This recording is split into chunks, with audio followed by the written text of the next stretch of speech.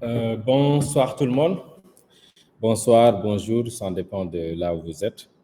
Je pense que on peut démarrer la session. Il est déjà 20 heures. Ok. J'espère qu'il y a pas mal de monde qui sont là. La séance aussi, elle est enregistrée en même temps, donc on aura l'opportunité de le revoir. Donc, ce webinaire a été fait pour juste aider les jeunes, les gens qui aiment la cybersécurité, quels sont les chemins qu'il faut emprunter, ou bien les chemins qu'il faut emprunter pour avoir les compétences, les aptitudes nécessaires pour devenir un bon pentester ou bien quelqu'un qui travaille dans le monde de la cybersécurité.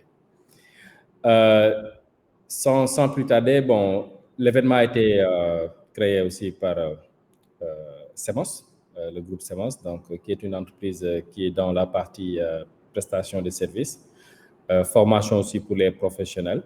Donc, ça, c'est un avant-goût pour voir aussi les gens qui veulent faire des formations un peu poussées à des prix vraiment exceptionnels aussi.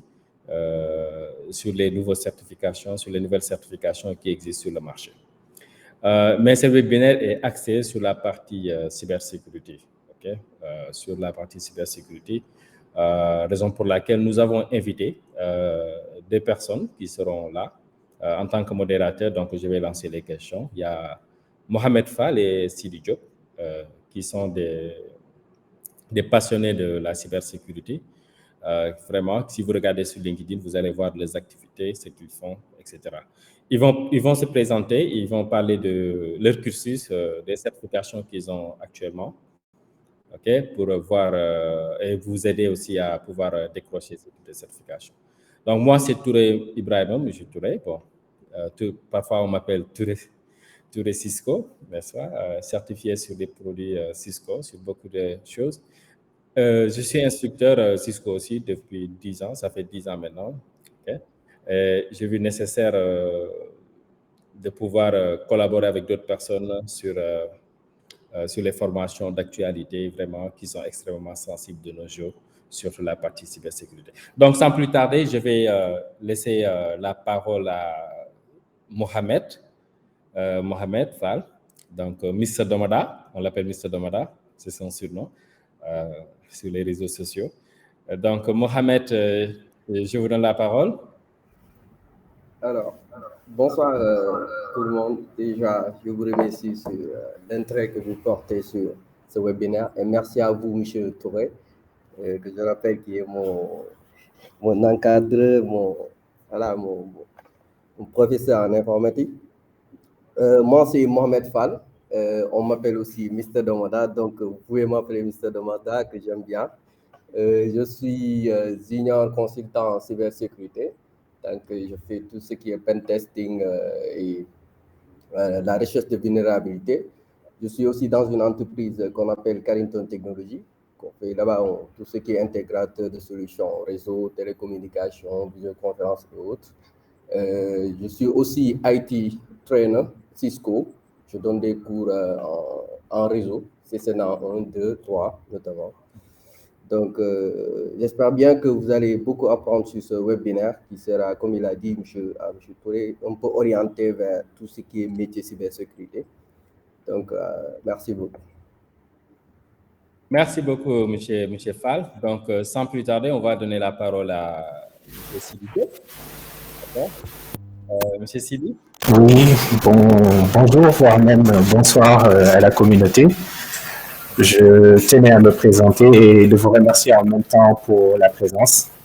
Je me nomme Sidi Diop, plus précisément sur le pseudo de 610, qui est mon prénom en chiffres, je vais dire. Donc, de ce fait, me concernant, je suis consultant en cybersécurité.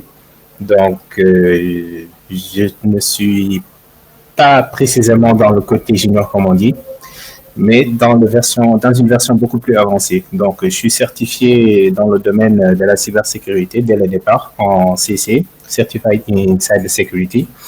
Et en même temps de cela aussi, je suis certifié concernant l'OSCP de l'Offensive Security et aussi l'OSW aussi de l'Offensive Security. En grosso modo, c'est ce qui nous permet d'être attestés dans le domaine de la cybersécurité, avancer plus précisément dans les types d'attaques et les types de régions techniques utilisés. Donc, de ce fait, tous ces talents sont regroupés ici au sein de CEMOS, on va dire. On est là pour pouvoir vous proposer d'amplitude de notre connaissance. Et en même temps, je tenais à remercier M. Touré, qui est toujours mon mentor, comme on dit, toujours. Un professeur reste toujours un professeur. Donc, voilà concernant mon cursus dans le domaine de la cybersécurité. Merci à vous. Excellent. Merci beaucoup, M. Fall. Merci beaucoup, M. Diop. Donc, vous voyez déjà nos deux présentateurs. Donc, sur la partie certification, de notre côté, s'il y a des procédures de certification. Mais Mohamed peut-être n'a pas cité cette certification en cybersécurité aussi, mais il va en parler durant le webinaire. OK. Bon, ce webinaire, on ne va pas être là à faire des trucs de formalité. Donc, bon, comme la façon dont j'enseigne, comme les autres l'ont vu, moi, c'est du fast track. Donc, on va directement vers l'essentiel. OK? Aujourd'hui, le monde va tellement vite, que maintenant, les compétences qu'on mettait en place aujourd'hui, c'est des prérequis. C'est des petits prérequis. Et le monde est tellement exposé sur les réseaux parce que toutes les applications aujourd'hui, le fonctionnement des entreprises se base sur des applications. Même aujourd'hui, une personne très simple a besoin des applications pour travailler. Donc, ce qui fait une exposition sur Internet de tout un chacun. Et raison pour laquelle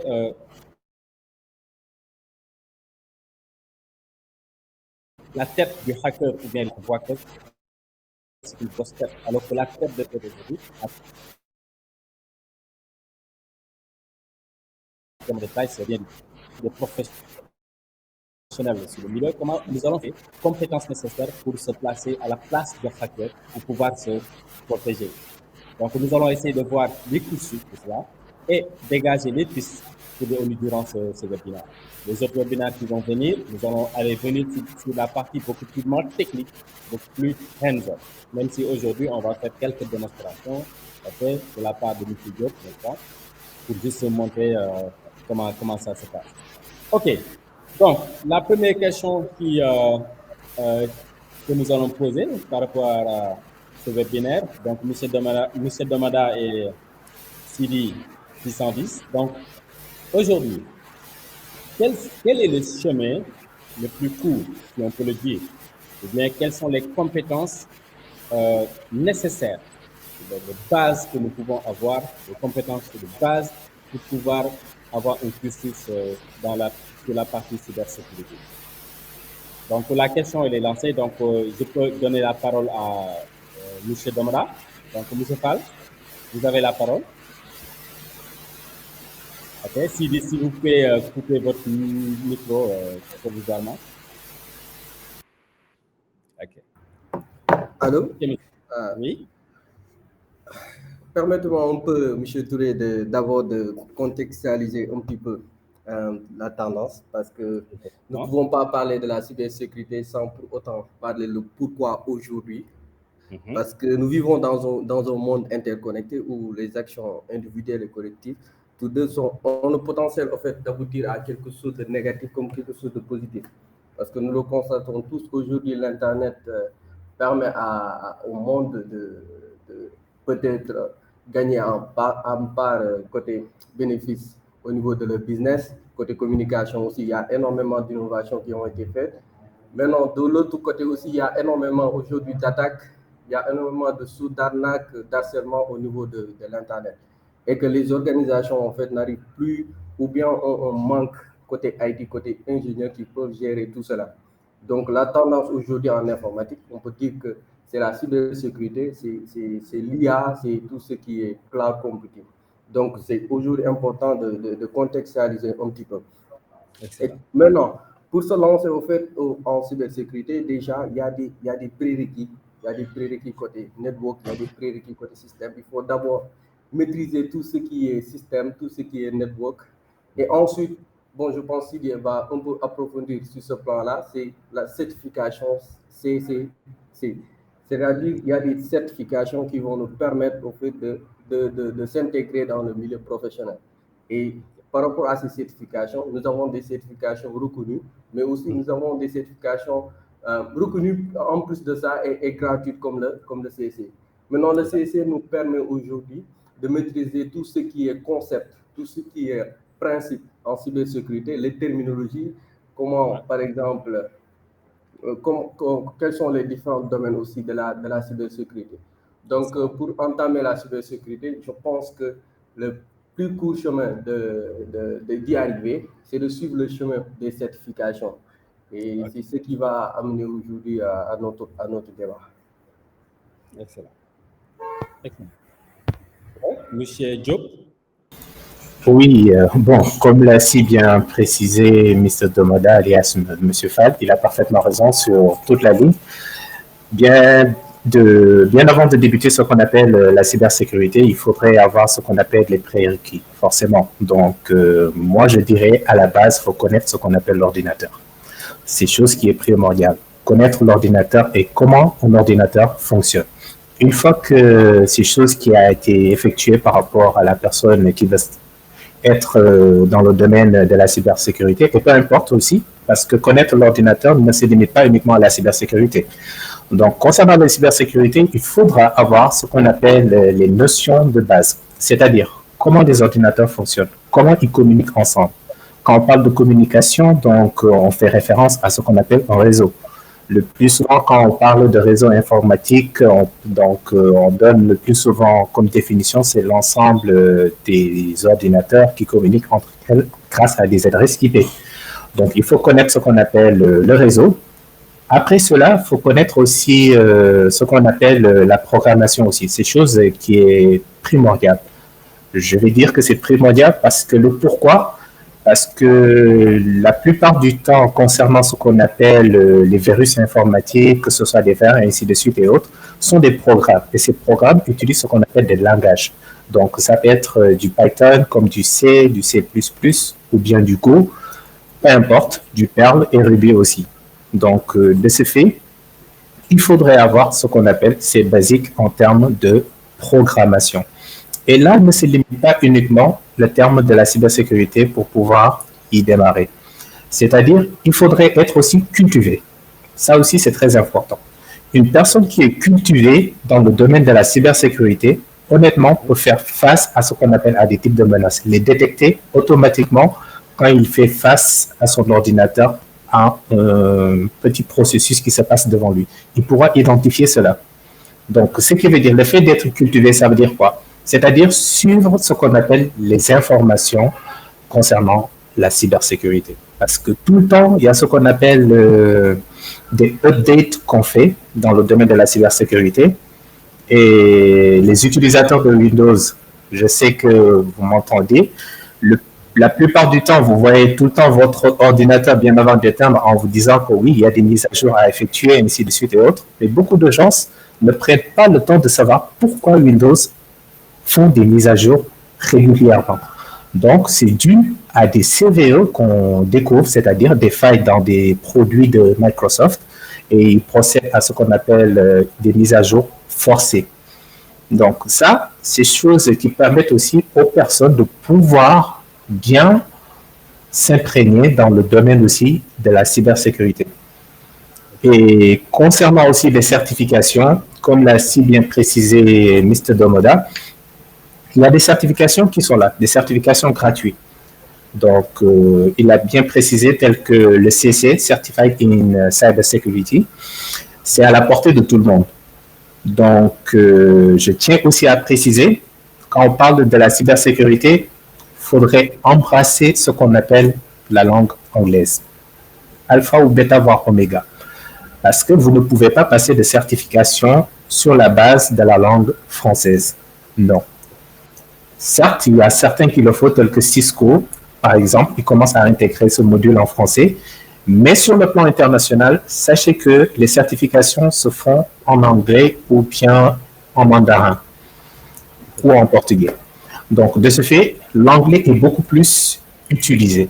Donc, ce qui veut dire qu'il faut être vraiment pas excellent en anglais, mais au moins pouvoir comprendre les mots et les textes écrits en anglais. Concernant les certifications, là, il y a le CC, comme si bien précisé, mais c'est en anglais. Une fois que vous créez votre plateforme, ainsi de suite et autres, avec votre adresse mail, il y aura des informations. Donc, ces informations, vous allez suivre des processus et ils vont vous donner votre espace pour vous entraîner bien avant de passer l'examen. Et ça sera à vous de choisir la date de l'examen. Okay. Après cela aussi, il y a d'autres certifications, mais je tiens à préciser, il y a des certifications à durée, c'est-à-dire ceux de 3 ans et d'autres qui sont indéfinis. Okay. Bon, on va revenir sur ça même. On va revenir sur cette partie même. Si on fait un petit récap par rapport à ce que vous venez de dire, Mohamed, donc il y a ces prérequis-là. Donc, ces prérequis par rapport à le fait de connaître le fonctionnement de l'ordinateur. Et par rapport à cette petite base-là, qu'est-ce que vous pensez? Quelle est la certification la mieux placée aujourd'hui pour pouvoir avoir ces aptitudes, c'est-à-dire les compétences le plus vite possible? OK? Donc, OK. Flo, juste, no problème. Je vais vous donner la parole tout de suite. OK? Oui. Allez-y, Flo. Oui, vous pouvez y aller. OK, Flo? Je pense qu'il a levé la main. C'est... il y a quelqu'un qui vient de lever la main, non? C'est... OK? Je pense que c'est le pseudo Flo Gist. C'est ça, n'est-ce pas? Ou bien c'est une erreur de frappe? En fait, c'est quand quelqu'un entre dans la plateforme sans pour autant donner son nom, en fait. Maintenant, il le considère comme Flo Gist. C'est les invités, en fait. Mais bon, en fait, avant qu'on continue, j'aimerais aussi rebondir un petit peu sur ce que vient de dire Sidi, par rapport aussi à l'anglais, parce que c'est important. Mais aussi, j'aimerais donner une petite histoire par rapport à ma carrière, je peux dire, sur la sécurité et l'anglais. Parce qu'au début, en fait, moi, j'avais que des bases en anglais. Je suis pas, et jusqu'à présent, en fait, j'ai pas le niveau d'expert et de communication en anglais. Mais je me suis dit qu'en faisant la certification, par exemple, du IC Conseil qu'on appelle Certified Hacker, en fait, je me suis dit que je ne vais pas arrêter ma carrière en cybersécurité et aller apprendre l'anglais. Mais comme je dis, l'anglais, c'est comme la natation. Il faut aller directement au niveau de la mer pour apprendre à nager. Après, c'est dans ce concept-là que je me suis plongé en fait, directement sur la certification. Et j'ai commencé au début en traduisant, par exemple, les textes en français. Maintenant, au tout début, c'était un petit peu compliqué. Mais en continuant cela, à un moment donné, j'ai commencé à prendre des notes en fait, en anglais automatiquement, en fait. Ça faisait partie de moi. Et jusqu'à présent, maintenant, j'arrive même à lire des textes en anglais, de faire des certifications et même communiquer en anglais. Et je ne l'ai pas appris à l'école, mais je l'ai appris directement, en fait, à travers l'apprentissage des certifications. Donc, pour cela, je demande, et tout cela, il y a quelque chose qui est derrière, que je vais ajouter encore, c'est quoi? C'est ce qu'on appelle la passion de ce qu'on fait. Parce qu'aujourd'hui, quand on est passionné de quelque chose, ça veut dire qu'on veut savoir ce qui se passe. Parce que la cybersécurité, au fait, qu'est-ce que ça nous permet? Ça nous permet non seulement peut-être de détecter des attaques, mais à travers les prérequis qu'on apprend, que ce soit à côté machine, que ce soit à côté réseau, on apprend carrément le fonctionnement de ce qui se passe derrière ce qu'on utilise, qui est les systèmes d'exploitation, les applications qu'on utilise. Mais non, par rapport à cette passion-là, on ne peut pas s'arrêter à cause de l'anglais, mais ça nous permet quand même de se plonger et aussi de s'adapter directement avec l'anglais. Et ce n'est pas compliqué, parce que quand on se plonge comme ça, on se rend compte que ce n'est pas difficile. Donc, il faut juste s'habituer à lire des livres en anglais et de regarder des vidéos en anglais. Au début, il ne faut pas avoir le contexte aussi de traduire, parce qu'on ne comprend rien, mais il faut aller traduire. Mais au fil du temps, vous allez voir que ce n'est pas aussi compliqué que ça. Donc, il faut aussi ce qu'on appelle l'anglais, mais ce qui est plus important en cybersécurité ou bien dans les connaissances en général, c'est ce qu'on appelle la passion de ce qu'on fait. Donc, il faut être endurant, il faut être passionné. Surtout ça. Voilà. Ok, merci beaucoup, M. Domada. On va donner la parole à Mbaye. Mbaye, oui. Mbaye a levé la main. C'est Mbaye, n'est-ce pas? Bon, je pense que... Allô. Oui, oui. Bonsoir. Bonsoir. Oui, c'est M. Mbaye.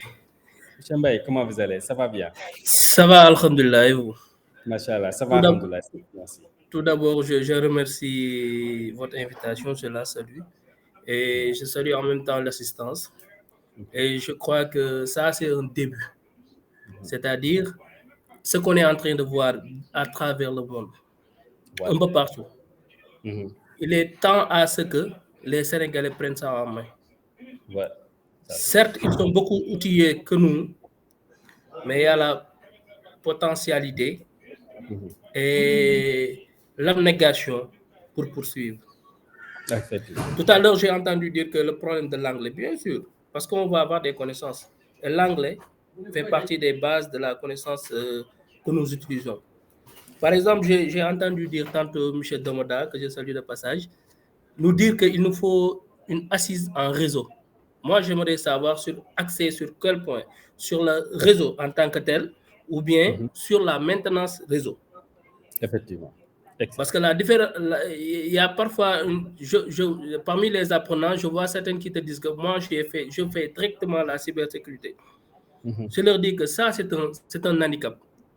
Parce qu'avant de conduire, il faut d'abord savoir qu'est-ce que tu conduis en premier lieu.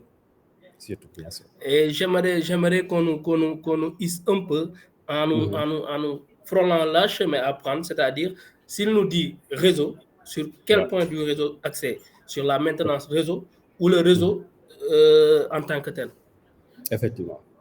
Et au finish, si vous pouvez nous brosser aussi là où on peut avoir les certifications gratuites telles que le CCE, parce qu'on a vu récemment que Cisco a déjà lancé le 1er mars passé, le CCST, Cisco Certificat Security Technician. Et vraiment, ce serait un bon début de nous frôler une chemin. Nous, les apprentis de la cybersécurité. Merci beaucoup et à bientôt. Merci beaucoup, M. Mbaye. Donc, merci. Nous avons noté la question. Bon, les intervenants vont venir là-dessus. Peut-être même c'était sur ça que j'allais même parler, juste par rapport au fait de connaître l'ordinateur. Donc, maîtriser l'ordinateur. Donc, quelle est la certification qu'on peut prendre en compte? Une ou bien deux certifications. Bon, si M. Diop ou bien M. Domada, bon, moi, je peux en citer un. Par exemple, des trucs de base que la personne doit maîtriser par rapport à l'ordinateur. La certification aujourd'hui la plus adéquate, on peut citer le A+. Le CompTIA A+, je ne sais pas, le CompTIA A+, ou bien le Cisco a été essentiel. Je pense que c'est un bon début pour régler les problèmes que M. Fall et M. Diop ont cités. Donc, les problèmes de la connaissance du matériel, comment l'ordinateur est assemblé, comment l'ordinateur fonctionne à l'intérieur, quels sont les différents composants internes et externes de l'ordinateur. Donc, la formation A+, ou bien le IT essentiel, donc, qui est une formation que Cisco donne au niveau des académies, parfois de manière très simple, en première année et en deuxième année parfois, ou bien le CompTIA A+. Bon, je ne sais pas si vous êtes d'avis sur ça. Le premier point, utiliser le CompTIA A+, qui est beaucoup plus standard, c'est-à-dire qui est neutral, qui ne se base pas ni sur Cisco, ni sur Huawei, ni sur Juniper, etc., mais qui se base sur les standards. N'est-ce pas? OK? Donc, si vous avez quelque chose à y ajouter, bon, on peut aller sur l'autre partie, c'est-à-dire la question de M. Mbaye. Quel réseau? Est-ce que c'est maintenance en réseau ou bien réseau en tant que tel? Donc, même si on a des idées là-dessus, on va laisser la parole à M. Diop ou bien M. Fall. Donc, je peux donner la parole à M. Diop. M. Diop, Sidi? Oui, bon, comme l'a si bien stipulé M. Mbaye de passage, il a demandé si c'est côté réseau ou bien maintenance réseau. Je tenais à préciser, par exemple, je vais donner juste un petit thématique. Par exemple, si un réseau se fait attaquer, donc là, il y a un souci. Si le réseau se fait attaquer, forcément, il y a ce qu'on appelle un backup de réseau qui doit être effectué. Donc de là-bas, il y a ce qu'on appelle la maintenance, forcément. En termes de cybersécurité, quand on parle de réseau, on va tout englober à l'intérieur, que ce soit le réseau ou bien côté maintenance aussi. Parce que si un réseau se fait attaquer, par exemple, il nous faudra ce qu'on appelle l'incident response, c'est-à-dire remettre l'activité du réseau de façon parallèle à telle sorte que ça ne va pas paralyser ce qu'on appelle l'entreprise. Et l'autre réseau sera isolé, c'est-à-dire qu'il va permettre à l'équipe du nom de Blue Team, c'est-à-dire ceux qui font l'investigation numérique, de pouvoir être dans ce réseau spécifique pour pouvoir détecter l'anomalie et qu'est-ce qui s'est passé effectivement pour que l'entreprise ou bien l'entité puisse continuer ses activités sans pour autant être interrompue. Donc, en grosso modo, en termes de réseau, on va tout englober, ne rien laisser. Parce que les hackers de nos jours, franchement, ils sont très futés. C'est le jeu du chat et de la souris, comme on dit. Donc, ce qui veut dire tout ce qui est connecté, ne laissez absolument rien, ne marginalisez absolument rien. Même si vous avez ce qu'on appelle votre propre serveur en local, avec du DMZ à l'intérieur et ainsi de suite, dont vous avez activé ce qu'on appelle par exemple des services en local, dont les ports sont des ports qui ne sont pas encryptés. Vous pensez que vous êtes en sécurité parce que vous utilisez votre DMZ et ainsi de suite et autres, mais sachez qu'un poste qui se fait pirater à l'intérieur, il y a ce qu'on appelle une attaque par pivot qui est possible d'être effectuée et on peut avoir accès à votre réseau interne depuis l'extérieur. Donc, en grosso modo, en termes de réseau, il faut tout englober. Ne rien, absolument rien laisser. Ok.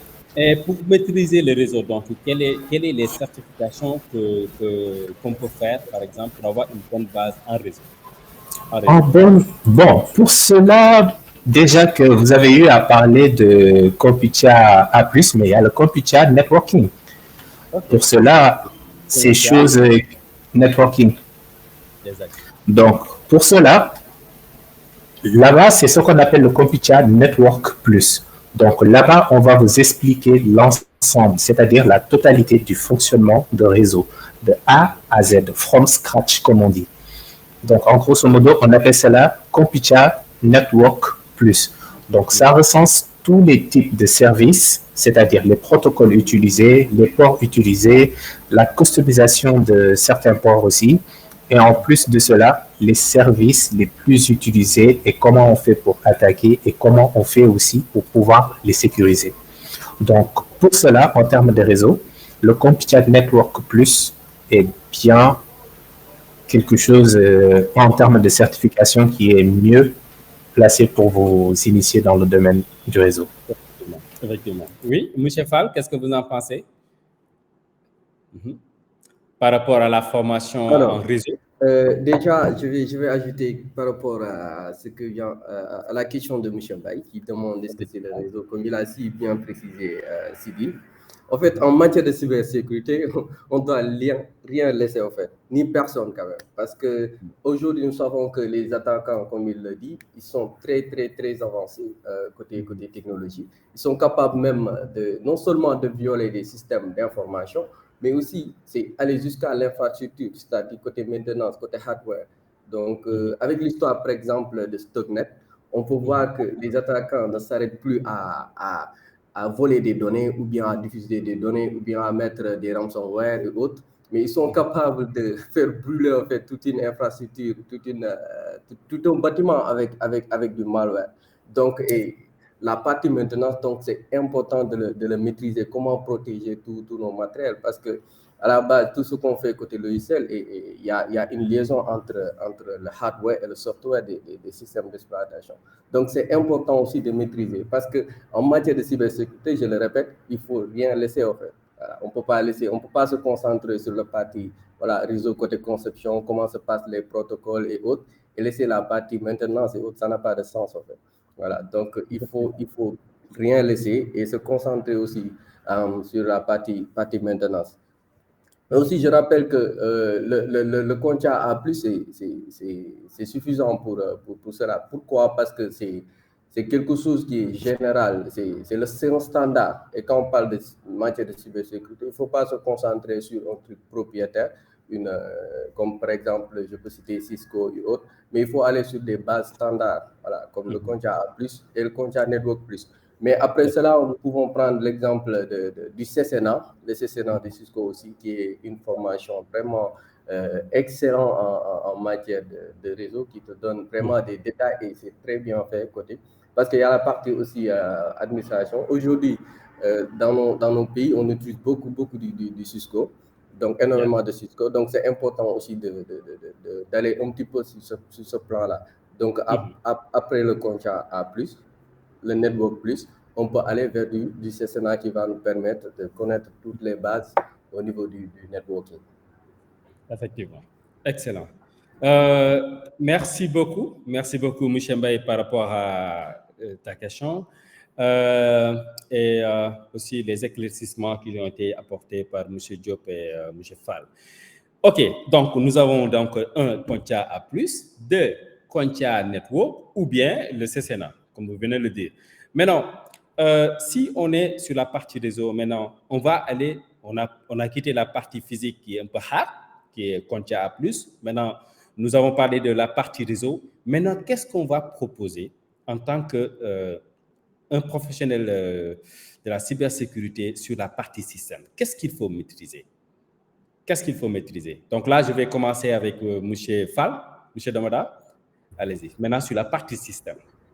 Voilà, la partie système, il faut mettre, parce que quand on parle de cyber, on est en train de mettre en place la sécurité de nos systèmes d'information.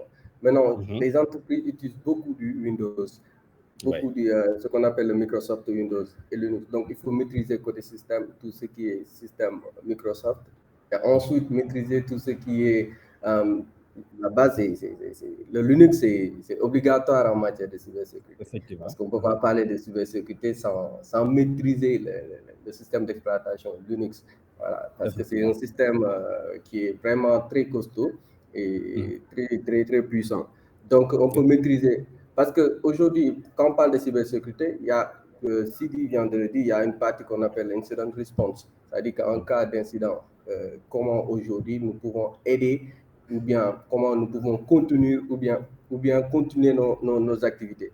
Maintenant, pour comprendre qu'est-ce qui s'est passé ou bien comment effacer l'incident ou bien comment prendre ce qu'on appelle faire des enquêtes par rapport à ce qu'on fait.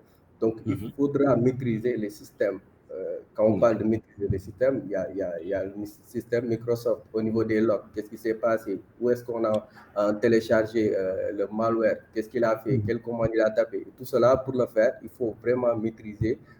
Quand on parle de maîtriser le système Microsoft, ce n'est pas maîtriser en tant qu'utilisateur, c'est-à-dire que copier, coller, créer des dossiers. Non, mais quand j'installe, par exemple, des applications, où est-ce qu'il a stocké? Voilà, et qui a fait telle ou telle chose. Toutes ces activités, c'est enregistré quelque part dans notre système. Donc, pour voir là où on a enregistré tous les événements qui se sont passés sur notre système, il faut vraiment maîtriser le système. Donc, et aujourd'hui, on utilise beaucoup du Microsoft. Donc, il faut maîtriser le Microsoft, bien maîtriser aussi le Linux. N'en parlons même pas parce que c'est obligatoire côté. Il faut être un as sur le Linux, donc il faut être un as. Ça, c'est obligatoire. N'est-ce pas? Excellent. OK. Bon, si on peut donner la parole à Nongo qui avait levé la main. C'est Nongo, n'est-ce pas?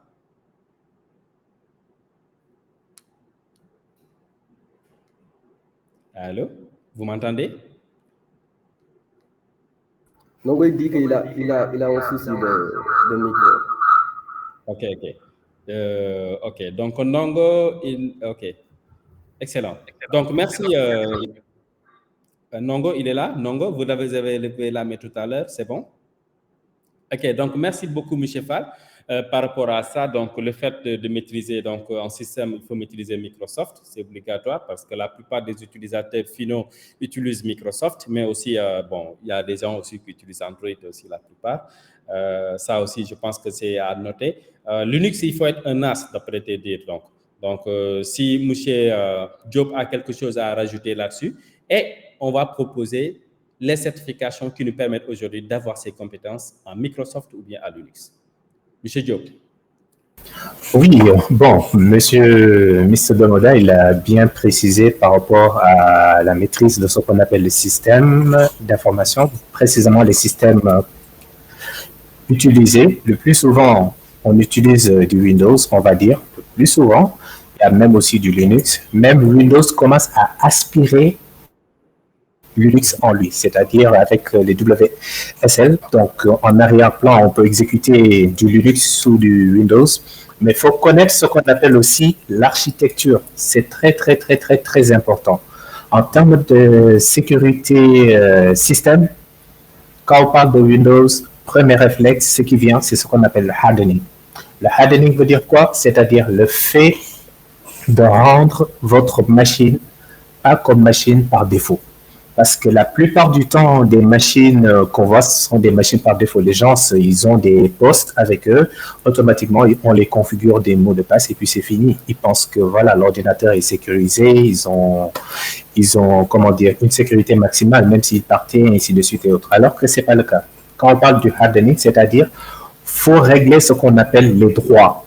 Les droits, quand je dis les droits, bon, en Linux, quand on parle de droits, automatiquement, on va passer à sudo. Donc, chez Windows, on va parler d'administrateur, beaucoup plus réglé par ce qu'on appelle le UAC, User Account Controller, ou bien User Access Control. Donc, ce qui veut dire, c'est ce qui permet de pouvoir administrer en Windows. Mais le hardening permet aussi, par exemple, de gérer des restrictions, par exemple. C'est-à-dire, bien avant de télécharger, qu'on demande votre autorisation pour pouvoir télécharger. Comme ça, il n'y aura pas de téléchargement illicite en arrière-plan sans votre consentement. Donc ça aussi, c'est chose qui est primordiale. En termes de Linux, il faut être vraiment un as, comme on dit. Maîtriser Linux, une personne qui maîtrise Linux, franchement, n'aura pas de problème avec les autres systèmes d'exploitation. Parce que les autres systèmes d'exploitation sont ce qu'on appelle l'embedded, sont accompagnés en arrière-plan avec du Linux. Parce qu'avec les routeurs Cisco, il y a du Android, mais il y a aussi du Linux parce que les command line utilisées, c'est beaucoup plus Linux. Donc, si vous maîtrisez cela aussi, franchement, c'est chose qui va vous permettre aussi encore d'avancer dans le domaine. Voilà. Excellent. Merci beaucoup, M.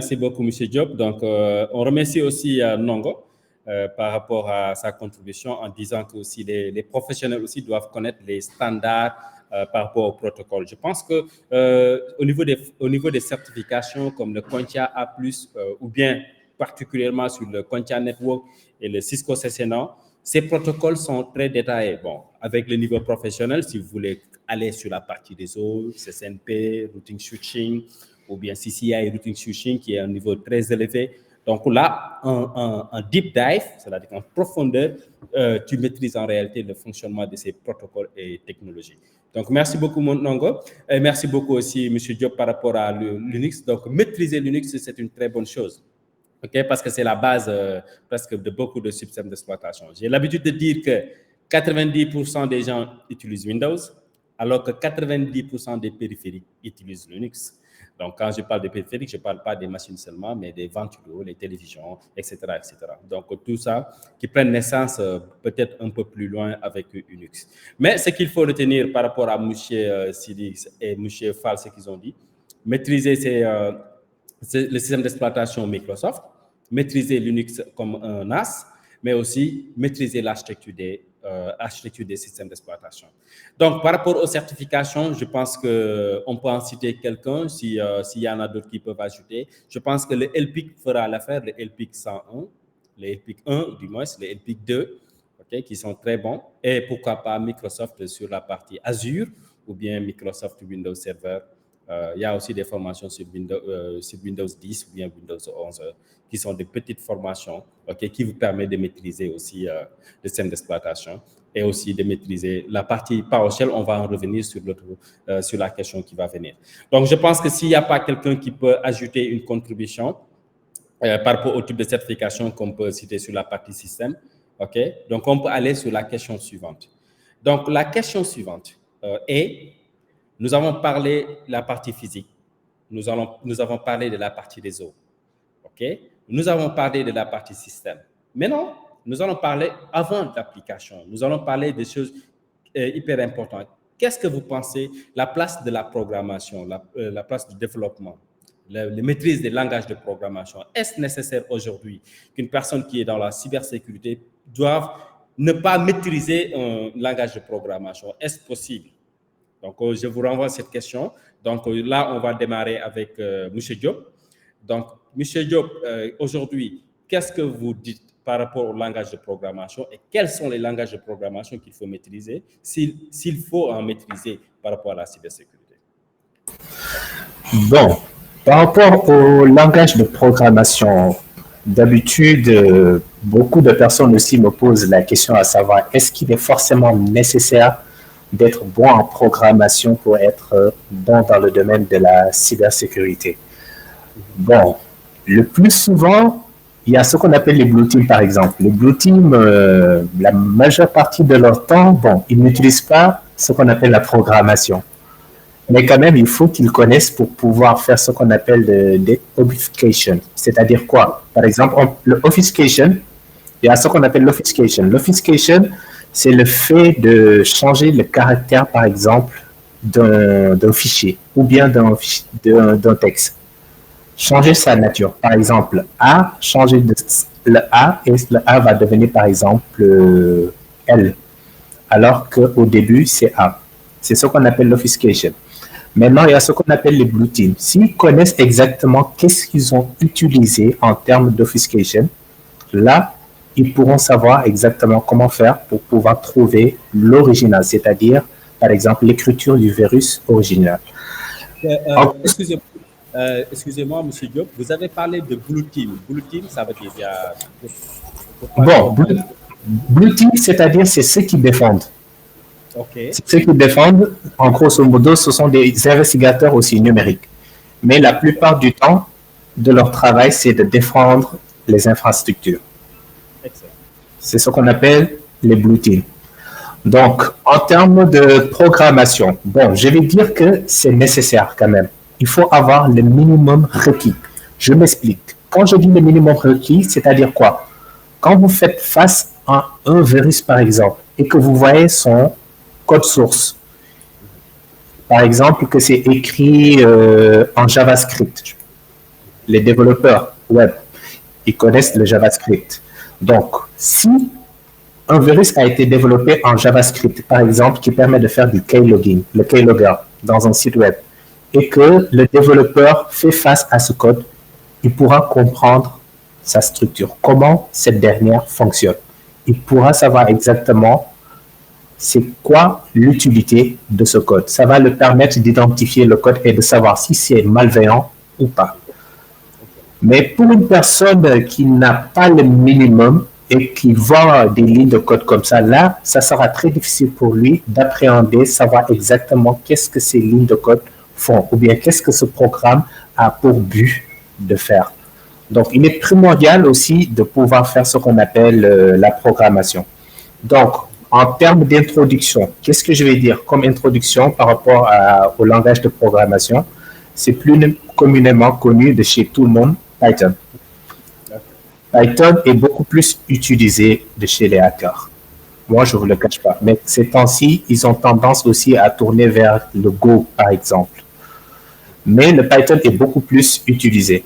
Même en termes de networking, c'est-à-dire l'automatisation, par exemple, des réseaux en cloud. Il y a des scripts sous Python qu'on peut gérer, juste mettre les noms, ainsi de suite, lancer le script sans pour autant que vous me mettiez là en train de faire des comptes.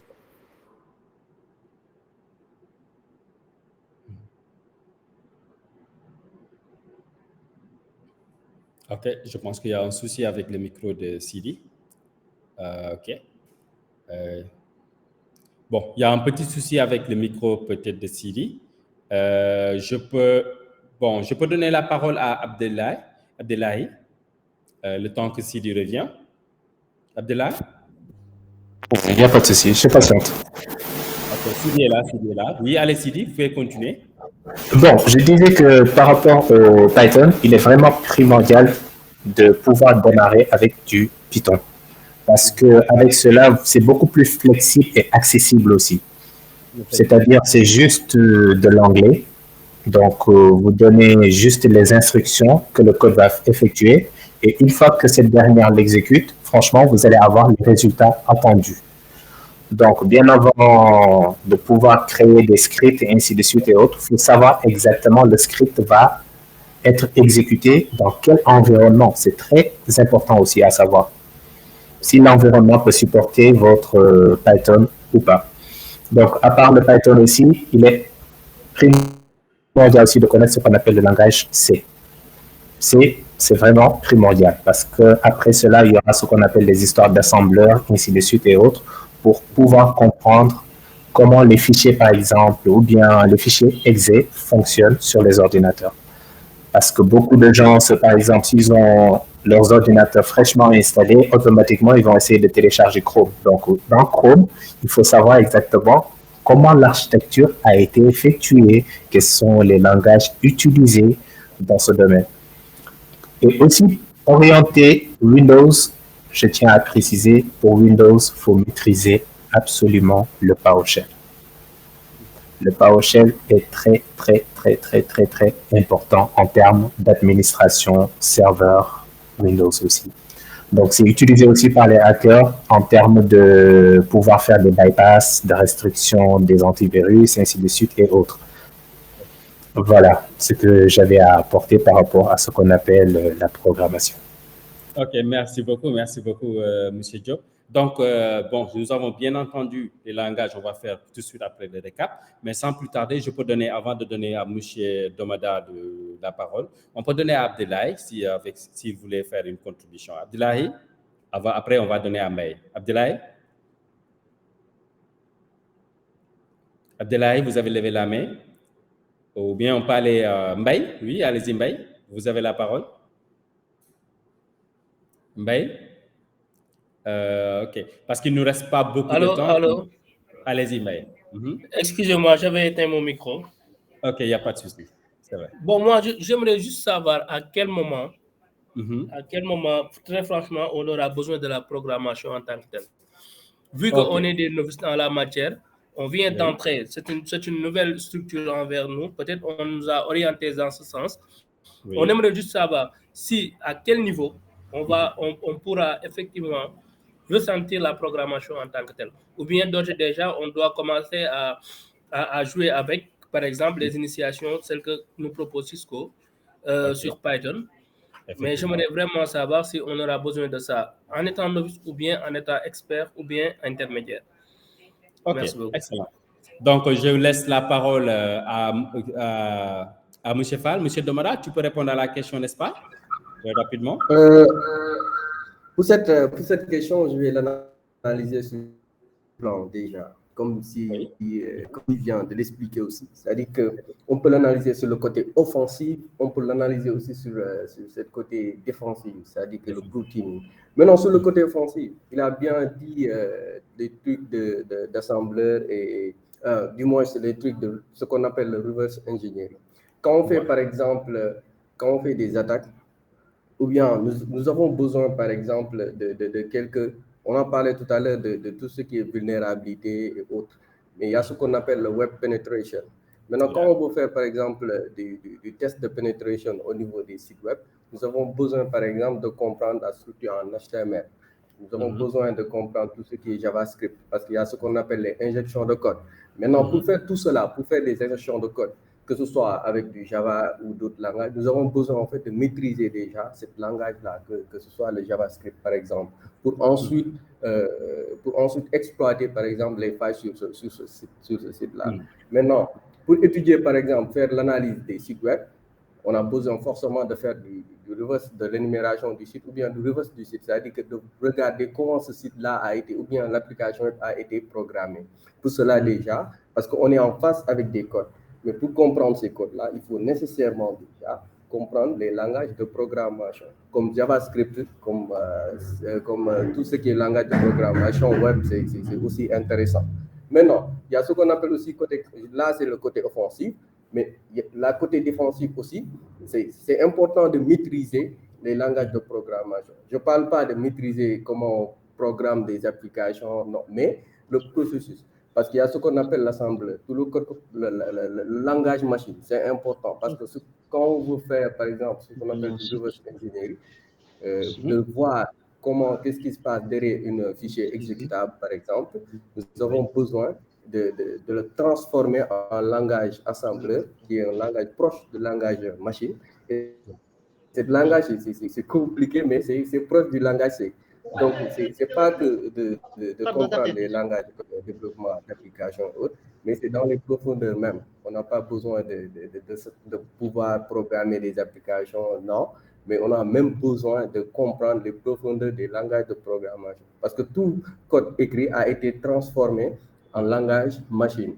Donc, maintenant, il faut comprendre ce langage machine-là. Et avant de comprendre même ce langage machine, il faut comprendre ce qu'on parlait de tout à l'heure, c'est-à-dire la structure, l'architecture des systèmes d'abord. C'est-à-dire que quels sont les registres qui se trouvent au niveau des CPU, comment en hexadécimal et tout ça. Donc, c'est important aussi, parce que quand on parle de sécurité, on ne va pas laisser les autres domaines. Donc, on touche tous les domaines. Donc, les langages de programmation, c'est important côté blue teaming. Quand on fait, par exemple, de l'enquête, pour regarder comment on a codé, par exemple, les fichiers exécutables ou faire du reverse engineering. Par exemple, les entreprises qui conceptent les antivirus du moins, ils utilisent ce qu'on appelle du reverse engineering. Voilà. Qu'est-ce qu'ils font? Après avoir trouvé un malware, un virus, ils étudient ce virus-là en renversant pour retrouver le code qui a été programmé avec ce virus-là. Et ensuite l'étudier et pour pouvoir le contrer. Donc, pour cela, il faut maîtriser non seulement les langages, mais il faut plus maîtriser ce qu'on appelle les langages machines, comme C qui est proche des langages machines, et le langage assembleur.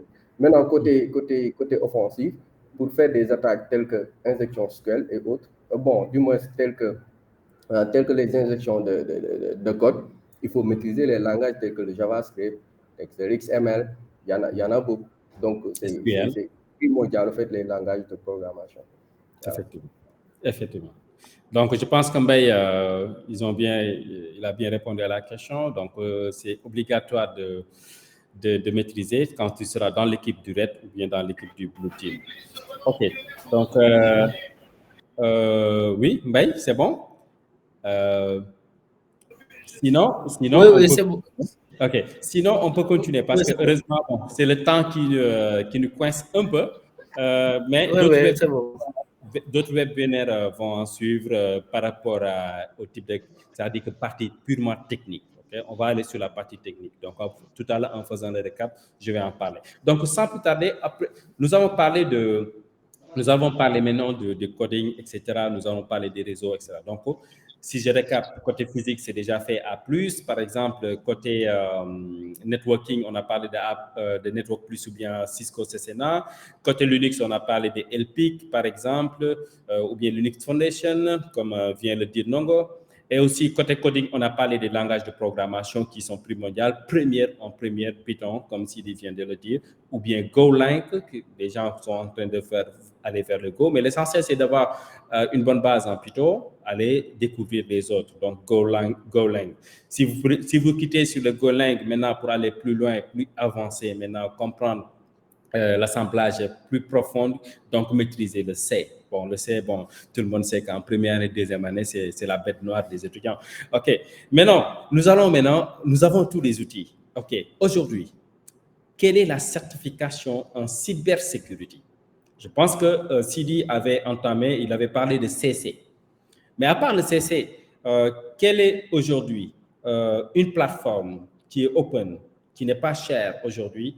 On a toutes ces compétences. Maintenant, on veut faire des cas pratiques. Qu'est-ce que vous nous proposez par exemple, pour décrocher certaines certifications, par exemple, sur le junior. Bon, si je ne me trompe pas, j'ai lu quelque part du genre Hack the Box, si je ne me trompe pas, n'est-ce pas? Est-ce que ces plateformes peuvent aider les jeunes, les novices, à maîtriser la cybersécurité pour avoir la main là-dessus? Donc là, si vous pouvez nous parler des sites, où on peut faire des applications le plus vite possible. Donc, je donne la parole à M. Sidi. Oui, Sidi, allez. Oui, bon, par rapport à ce qu'on appelle les plateformes qui vont aider, c'est-à-dire aux personnes, c'est-à-dire les apprenants dans le domaine, c'est ce qu'on appelle avoir ce qu'on appelle le hands-on. Le hands-on, les plateformes sont multiples, il y en a beaucoup. Donc, les plus connus, c'est Hack the Box, comme vous l'avez si bien précisé. Il y a TryHackMe, il y a PicoCTF, il y a ce qu'on appelle aussi CTF Time, ainsi de suite et autres. Ils sont nombreux. Les plateformes sont nombreuses. Il y a Rootme aussi. Rootme, une plateforme française. Donc, ce qui peut permettre d'entrer dans le niveau junior, on va dire, par exemple, une fois que vous êtes dans les plateformes, je peux donner l'exemple, celui de e-learning security. C'est-à-dire, M. Fall, alias Mr. Domoda, lui-même, il est certifié de là-bas. Donc, c'est ce qui va vous permettre d'être certifié en tant que junior. Et une fois que cette certification est acquise, là, vous pouvez même commencer à travailler dans le monde professionnel en tant que junior. N'ayez pas peur de vos connaissances que vous avez eu à acquérir dans cette plateforme. Vous dites, oui, la certification s'appelle comment? EJPT. IGPT, OK? Exactement. Donc, dans EJPT, dans la plateforme de e-learning security. Donc, e-learning security, c'est une plateforme en sécurité informatique, précisément dans l'offensive, c'est-à-dire le penetration testing, en termes de pen testing. Donc, c'est pas des QCM comme on le fait dans le CEH, non, mais là-bas, c'est de hands-on carrément. On vous montre exactement comment utiliser, par exemple, Metasploit, comment on va faire pour pouvoir faire du pivot dans un réseau, comment on va faire pour utiliser ce qu'on appelle un RCE, Remote Code Execution, comment faire les scans, comment faire pour découvrir des vulnérabilités par rapport à tel service, à tel protocole, ainsi de suite, ainsi de suite. Et donc, de ce fait, il y a des flags qui sont cachés, et c'est ces flags qui vont vous permettre d'avoir des points, c'est-à-dire de valider l'épreuve dont vous faites face avec vous. Donc, une fois cela, donc voilà, comme vous pouvez le voir sur la plateforme de TryHackMe de M. Domoda, il a eu à montrer, il y a ce qu'on appelle les modules, il y a des modules et il y a le practice. Donc, il y a ce qu'on appelle le red teaming que vous voyez, mais on ne peut pas sauter directement au red teaming. Donc, il faudra passer à ce qu'on appelle l'introduction à la cybersécurité, Play Security, ainsi de suite, et continuer les modules. Donc, concernant e-learning security, avec la certification, il y a la nouvelle version qui est sortie, la version V2, qui est un peu plus chère que la version 1. Donc, ça va toucher aux alentours de 200 000 francs CFA, je vais dire. Et cette certification est à vie, c'est-à-dire ça ne va pas expirer par rapport au CEH. Parce que le CEH, si vous le faites, vous allez avoir uniquement 3 longues années, c'est-à-dire 3 ans de validité. Une fois que c'est expiré, là, vous ne pouvez plus venir dire que vous êtes certifié en CEH. Vous étiez, mais maintenant, vous ne l'êtes plus. Donc, pour cela, je vous conseille, par exemple, de faire l'EJPT. Et de nos jours, l'EJPT a beaucoup plus de poids quand même que le CH, je ne vous le cache pas. Maintenant, pour le plateforme du nom de Hack the Box, il y a ce qu'on appelle une partie académique. Et cette partie académique permet aux personnes ou bien aux novices d'apprendre les types d'attaques et quels sont les services utilisés pour pouvoir faire les attaques, ainsi de suite et autres. Tout est là-bas. Et il y a même une certification du nom de, si je ne me trompe pas, CPTS, donc de TryHackMe. Mais c'est une certification qui est difficile. Et la date ou bien le temps limite est de 10 jours. Donc, vous avez 10 jours pour pouvoir passer l'examen. Donc, concernant les plateformes, ils sont nombreux. Maintenant, celui de TryHackMe va juste vous permettre d'avoir ce qu'on appelle le hands-on. C'est-à-dire, vous allez apprendre en termes théoriques et en pratique aussi. Et une fois que vous terminez le module, vous allez même avoir des certifications qui vont attester que vous maîtrisez, c'est-à-dire, par exemple, le red teaming ou bien le junior penetration testing. Donc, pour cela, il vous faudra juste vous inscrire. Il y a des cours qui sont gratuits, mais si vous voulez continuer, il y a des cours aussi qui sont payants. Donc, il y a l'abonnement annuel et un abonnement aussi, et un abonnement qui se fait aussi par mois, c'est-à-dire $10 qui va revenir à 6 500 ou bien 7 000 francs par mois. Excellent. Excellent. Merci beaucoup, M. Diop, par rapport à ces éclaircissements sur les différentes plateformes où on peut faire l'application de ce que nous voulons faire sur la cybersécurité, ne pas hacker les systèmes des autres. Donc, vous avez dit hack the box, n'est-ce pas? TryHackMe, il y a d'autres. Bon, je vais laisser la parole à M. Fall, M. Domada. Donc, si vous avez quelque chose à ajouter.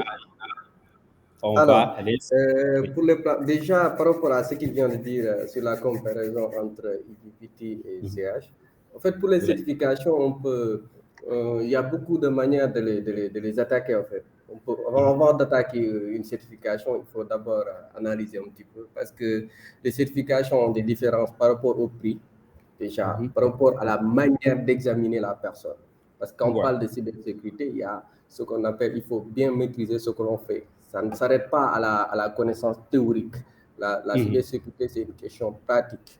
Donc, par rapport à ça, le CH, comme il a dit, le CH, c'est une certification de base, mais vraiment axé côté théorique. Voilà. Tout ce qui est principe en cybersécurité, les différents standards en cybersécurité et autres. Donc, le CH, vraiment, c'est une certification vraiment costaud. Il n'y a pas de certification aussi costaud que le CH, côté théorique, je précise. Maintenant, la manière d'évaluer l'étudiant, c'est différent des autres. Parce que le CH, c'est des QCM. Donc, quand on parle de cybersécurité, ce n'est pas que de la théorie. Donc, il faut la pratique, il faut mettre les étudiants dans des environnements qui est comparable au monde réel, ce qu'ils vont trouver. Et aussi, le CA, c'est une certification beaucoup plus chère que le IGPT. Donc, il y a un problème de prix alors. Maintenant, l'IGPT, par contre, c'est une certification qui est axée côté monde réel. Moi, j'ai fait les deux certifications. Je le rappelle, j'ai eu mon CH l'année passée, je pense. Et le IGPT aussi, je l'ai eu c'était aussi l'année passée. Le CH, je l'ai eu en 2021. L'IGPT, je l'ai eu en 2022. Donc, après avoir fait le CH, pour mon petite histoire, je pensais que c'était un abouti, en fait. Je pensais que j'étais devenu expert en cybersécurité. Ouais. Alors que le CH, c'est vraiment une certification de base. Mais comme j'étais novice dans le domaine, et on parle beaucoup de CH au niveau côté Sénégal, ici en Afrique, parce que le CH, il fait partie des premières certifications. Quand je l'ai eu, même dans les rues, je regardais les personnes comme s'ils devaient me reconnaître à travers mon CH, en fait. Parce que je pensais que c'était un abouti. En plus, j'étais nominé dans les top 10 mondiales et tout ça. Ça m'a fait... Voilà. Bon, ça aussi, c'est à préciser. Il a été nominé au niveau des top 10. OK. Je pense que vous avez pris 8e, n'est-ce pas, au niveau mondial. Oui, j'avais pris 8e. Et cela, en fait, m'a donné un goût. Voilà, je pensais que c'était un abouti. Quoi. Je suis maintenant expert. Quoi, en fait. Je suis expert en cybersécurité. Mais côté technique et pratique, je me suis rendu compte qu'il y a énormément de manque qui est là, en fait. Et pendant ce temps-là, Sidi Diop était derrière Arnaud de décrocher son OSCP. Ouais, exact. Heureusement qu'il était là. Ouais. Voilà. Maintenant, après cela, je me suis dit, je me suis pensé, comme il a dit, sur TryHackMe. TryHackMe qui est une plateforme beaucoup plus, qui donne pas des certifications comme le CA et tout ça, mais quand même qui te donne qui te donne un arsenal pratique, en fait, côté hands-on, comme il a dit. Parce qu'il y a des labs, il y a des pratiques, et aussi il y a un côté théorique. Donc, des challenges qui te permettent, en fait, de maîtriser ce que l'on fait. Et comme je l'ai montré dans la fenêtre où j'ai partagé, vous pouvez voir qu'il y a énormément de modules, côté red teaming, côté blue teaming, côté prérequis, comme on vient de le citer. Mais le EGPT, c'était cool parce qu'on m'avait donné seulement un accès en VPN. Donc, ce n'était pas des QCM. L'examen, c'était sur 3 jours. On m'a donné un accès sur VPN. Donc, je connaissais rien du tout sur le réseau qui était là-bas. C'est comme si que j'étais dans le monde réel. Et même au début, j'avais même des problèmes pour me connecter avec le VPN. Déjà, ça, c'était chaud. Voilà. C'était chaud. Après, bon, c'est très intéressant parce qu'il y avait des labs, ce qu'on appelle du pivoting, de l'exploitation de certaines machines comme le Ethernet Blue et tout ça. Il y avait énormément. C'est une expérience vraiment qui m'a permis de comprendre un petit peu le monde réel. Voilà. Donc, pour appréhender en fait les certifications, d'abord, il faut penser à tout cela, c'est-à-dire prendre compte sur la manière qu'on t'évalue. C'est ce qui, comme je viens de le comparer, c'est-à-dire que le CH, lui, évalue sur le QCM et le EGPT, eux, ils évaluent sur le monde réel. Et c'est une certification de base. Parce que là, bon, je suis en train de faire la partie professionnelle, mais je me rends compte aussi que la partie professionnelle est beaucoup plus avancée que EGPT. Donc, il faut prendre en compte déjà la manière qu'on t'évalue. Il faut prendre en compte le budget que vous avez, parce que c'est important. Avec le EGPT aussi, il y a des modèles de business. C'est-à-dire que vous pouvez acheter quelques plans là-bas dans le site avec IENA. Parce que e-learning, ils sont partenaires avec une entreprise qu'on appelle IENA, qui donne des formations en cybersécurité. Avec IENA, vous pouvez avoir un plan pour acheter un bon EGPT et apprendre. Tout cela, il faut le prendre en compte. Mais côté Blue Teaming aussi, là, c'est côté offensif. Quand on parle de CH, bon, on peut le considérer comme un point d'entrée, mais côté Blue Teaming aussi, c'est important. Il y a des certifications comme par exemple côté Cisco, ce qu'on appelle CyberOps, qui est une certification CyberOps Associate, qui est une certification qui est concentrée sur la partie défensive, tout ce qui est SOC, mais de level 1. Donc, c'est une certification de base aussi qui va vous permettre de maîtriser, comme on vient de le dire, les systèmes, la structure des systèmes Windows et comment on compare les trafics légitimes des trafics non légitimes. Donc, sur la partie défensive aussi, on peut débuter avec le CyberOps, voilà, le CyberOps de Cisco. Et il y en a d'autres aussi côté partie défensive. Excellent. OK, donc merci beaucoup, M. Fall. Bon, excusez-nous, hein, c'est le temps qui nous porte défaut. Je pense qu'on avait prévu avec M. Diop de faire une petite démonstration avant de faire la synthèse de tout. Bon, je pense que M. Mbaye, si vous pouvez aller, je vous donne la parole. Rapidement, je donne à M. Diop de faire une petite démonstration pour vous montrer, par exemple, ce que nous comptons faire en réalité dans un futur proche par rapport aux formations, etc. Donc, je vous donne la parole. Après, je pense que vous pouvez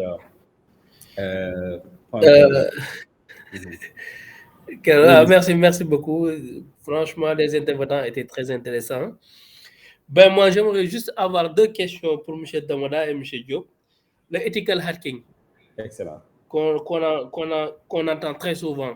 Ça se trouve où dans la cybersécurité, côté attaquant ou défense. La deuxième chose, c'est que où est-ce qu'on peut trouver des certifications hands-on au Sénégal? Parce que vous nous avez tantôt dit qu'il n'y a que du théorie là-dessus. Mais dans quels sont où est-ce que vous nous orientez là où exactement on pourra faire du hands-on, c'est-à-dire faire les pratiques en temps réel? Merci beaucoup et je m'excuse davantage. C'est assez OK. Allez-y, M. Diop, Sidi, M. Damoda, allez-y, vous pouvez répondre à la question. Bon, si quelqu'un peut répondre rapidement pour gagner du temps. OK, bon. Côté, comme il a dit, le ethical hacker, c'est ce qu'on appelle le Certified Ethical Hacker ou bien le EGPT. En fait, c'est des certifications orientées côté offensif. C'est-à-dire qu'on t'apprend à comprendre comment tuer. C'est des hackers, exactement, ils vont utiliser les mêmes outils que les pirates. Ils vont, parce que, je dis, moi, je déteste un petit peu le terme ethical, parce que je me dis que c'est comme la médecine, parce que le métier, c'est le hack, c'est le pirate. Mais il y a une petite nuance. Il y a des gens qui l'utilisent sur le côté pour aider, il y a d'autres qui l'utilisent du côté négatif. Maintenant, nous, ce qu'on fait, c'est qu'on essaye de faire la même chose que ceux qui l'utilisent en fait sur le côté négatif. Parce qu'on utilise maintenant les mêmes outils, on utilise les mêmes concepts, les mêmes principes et tout cela, mais à but de montrer les infrastructures, comment ils sont exposés en les remettant, par exemple, des rapports où ils peuvent corriger les failles qui ont été trouvées par le ethical hacker. Donc, le ethical hacker, par exemple, se trouve dans la partie offensive, voilà, ou dans la partie red teaming, tout ce qui est offensif. Donc, le ethical hacker le fait pour permettre aux entreprises dévoiler un petit peu leur structure de sécurité, dévoiler un petit peu leur posture de sécurité. Est-ce qu'ils sont bien? Bon, si un hacker tente d'entrer dans le système, là où il va passer, comment va se passer? Est-ce que le système de sécurité est capable de le coincer, de le détecter ou bien de le bloquer, tout ça? Donc maintenant, on peut travailler avec un ethical hacker pour faire des tests de vulnérabilité, pour faire des tests de penetration, pour voir comment côté sécurité, comment est-ce qu'on est bien ou bien voilà, c'est un petit peu ça. Maintenant, pour les hands-on, comme Sidi vient de le partager sur la partie chat, en fait, il faut aller vers TryHackMe. TryHackMe, déjà, c'est une plateforme qui va vous permettre d'avoir la mainmise sur ce que l'on fait, c'est-à-dire que de pratiquer en même temps que d'avoir la côté théorique. Donc, il y a des certifications, comme on vient de le dire, EDPD et les autres, c'est des certifications à ce côté pratique. Donc, si vous pouvez aller vers ça, ou bien aussi aller vers TryHackMe. Voilà. OK. Excellent. Je pense que, M. Mbaye, parce que nous allons venir sur les autres webinaires qui vont venir, ce sera purement hands-on, n'est-ce pas? Avec des démonstrations, on n'est pas là pour faire beaucoup de théorie. Hein? On n'est pas là pour faire beaucoup de théorie. Aujourd'hui, c'est juste le roadmap. Okay? Donc, les questions pointues que nous allons les attendre aussi davantage au prochain webinaire. Donc, je vais donner la main à M. Diop. Bon, pour juste faire une démonstration, par exemple, par rapport à la question de M. Mbaye, comment on peut faire pour faire la pratique, OK? Donc, c'est ça l'objectif, la finalité après. Donc, Sidi Diop, donc vous avez la main. Oui, je suis là. Sur la partie injection à SQL. OK. Bon. Maintenant, on va faire une toute petite démonstration concernant ce qu'on appelle les injections SQL. Comment cela marche et quels sont les dangers par rapport à cela. Donc, de ce fait, je vais partager mon écran avec vous. J'espère que vous voyez tout le monde. C'est le cas, M. Touré? Mr. Domada? Oui, c'est bon. Voilà. Donc, là, il y a aussi du nom de Acunetix. Bon, précisément, on l'utilise pour faire des tests, pour apprendre exactement les types d'attaques. Donc, là, il y a une plateforme pour pouvoir se connecter. Donc, ça demande ce qu'on appelle un username et un password.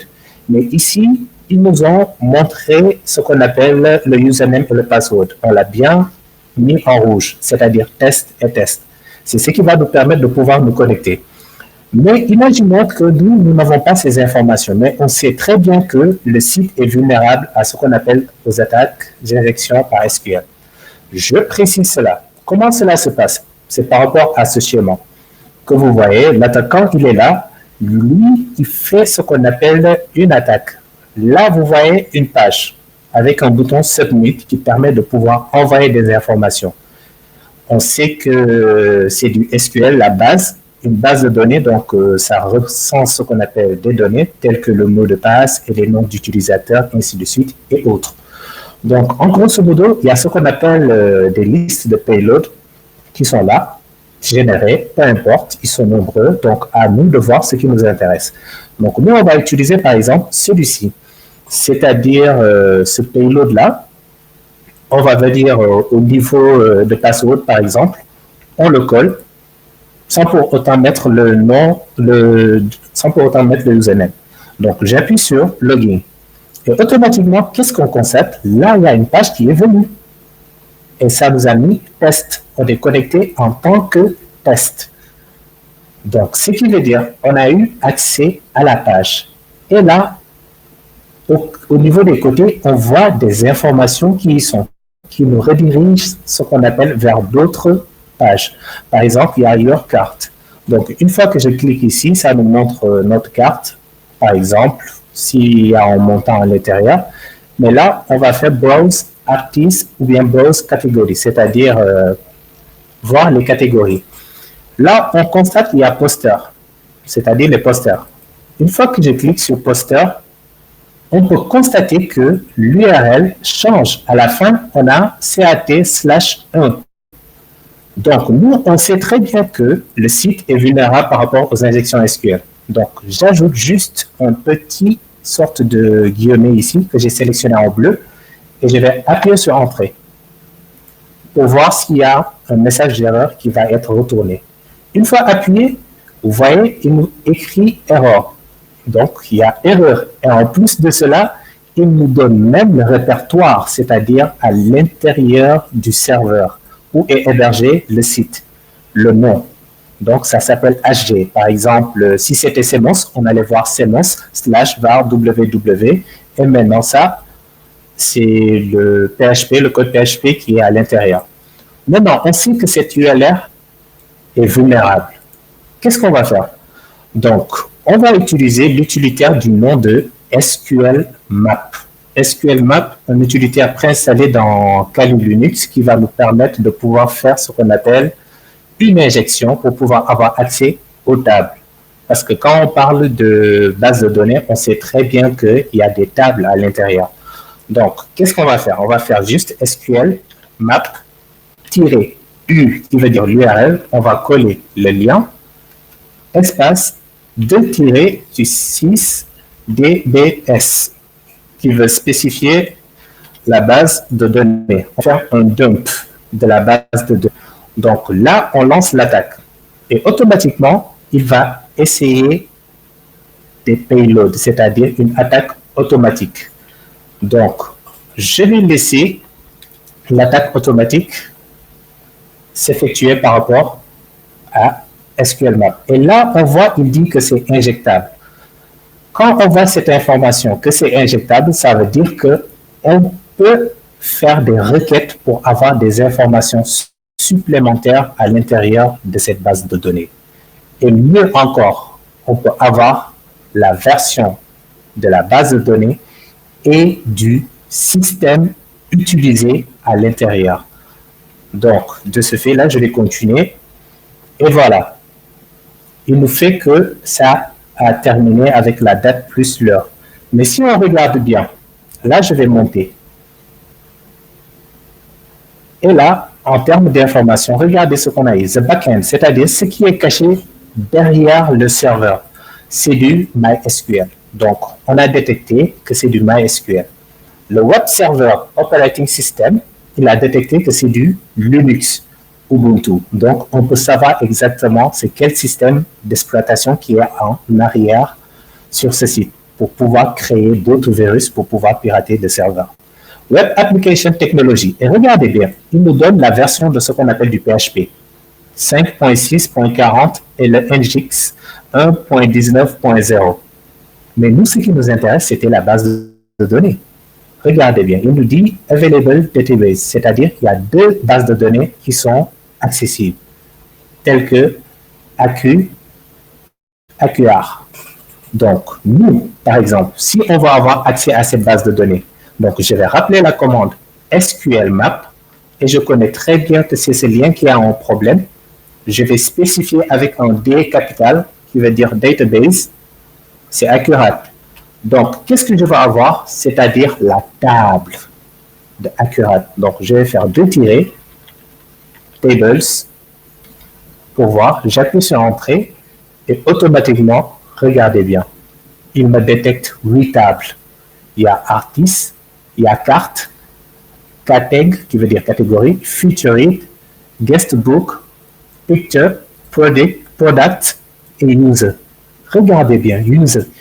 Imaginez que ce site, par exemple, c'était le site de CMOS qui avait, par exemple, cette faille et qu'on voit qu'il y a les users. Donc, on peut avoir accès à cette table pour lister tous les utilisateurs. Donc, on allait voir M. Touré, on allait voir M. Diop, M. Fall, ainsi de suite, l'arborescence et même les étudiants de CMOS. Donc, ce qui m'intéresse, c'est avoir accès à cette table. Donc, qu'est-ce que je vais faire? Je vais effacer la table et spécifier la table avec un T majuscule qui veut dire user. Donc, je vais faire ce qu'on appelle un dump. Que veut dire un dump? Je vais extraire toutes les informations qui se trouvent dans la table users.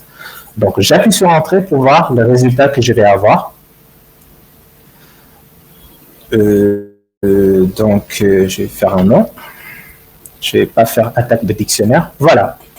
Là, on constate dans la table, on a ce qu'on appelle le pass et le username, le carte, le name et le phone. Donc, ce qui veut dire, c'est en guise d'exemple, eux, ils n'ont pas donné beaucoup de choses à l'intérieur parce que c'était juste pour faire des tests. Mais imaginons qu'il y avait des informations à l'intérieur. Ces informations seront dumpées, telles que le mot de passe, l'adresse mail et le numéro de téléphone en même temps. Donc, voilà une toute petite attaque qu'on a eu à faire avec ce qu'on appelle l'injection SQL. Mais bien avant de pouvoir procéder à cela, on fera ce qu'on appelle un cours magistral pour expliquer c'est quoi l'injection SQL et c'est quoi les types de bases de données aussi. Voilà. Je vous remercie. OK, merci beaucoup. Donc, par rapport à la question de Mbaye, déjà, faire de l'injection SQL, OK, demande la compréhension d'une base de données. OK, maîtriser aussi SQL aussi pour après pour faire comment t'appelles, des retrieve, OK, gathering some information, comment récupérer ces informations. Maintenant, toutes ces informations récupérées au niveau de cette base de données, OK, sera aussi un autre début pour préparer une attaque procédurale pour l'envoi des mails, etc., etc.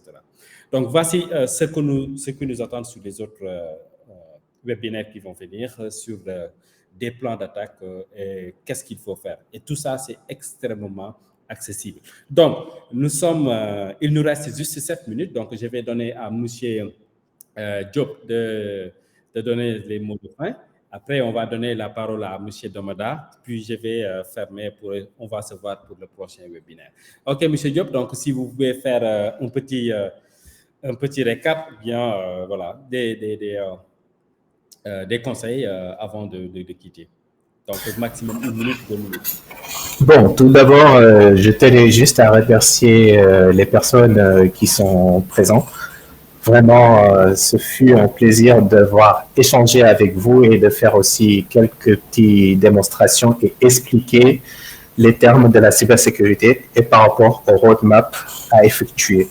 Donc, en grosso modo, ce que je peux vous dire, c'est-à-dire toutes les personnes qui sont là, forcément, sont des personnes qui sont intéressées par rapport à la cybersécurité. Et ça se voit qu'il y a l'amour qui est là. Donc, si vous avez ça, sachez qu'il n'y a rien qui peut vous barrer. Honnêtement, moi, je ne vais pas vous le cacher. Dès le départ, je tenais à le préciser et le dire, comme ça tout le monde le saura, j'ai été autodidacte. Je ne vous le cache pas, j'ai été autodidacte. Donc, j'ai eu à faire mes propres recherches, mes propres investigations, jusqu'à arriver là où je suis.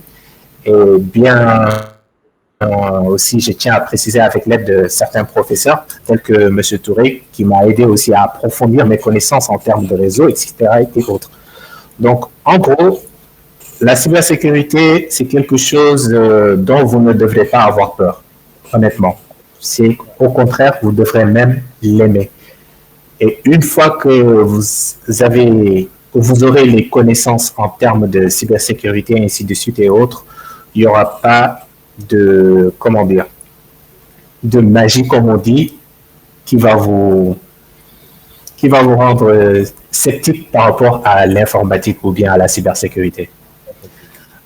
Voilà, donc voilà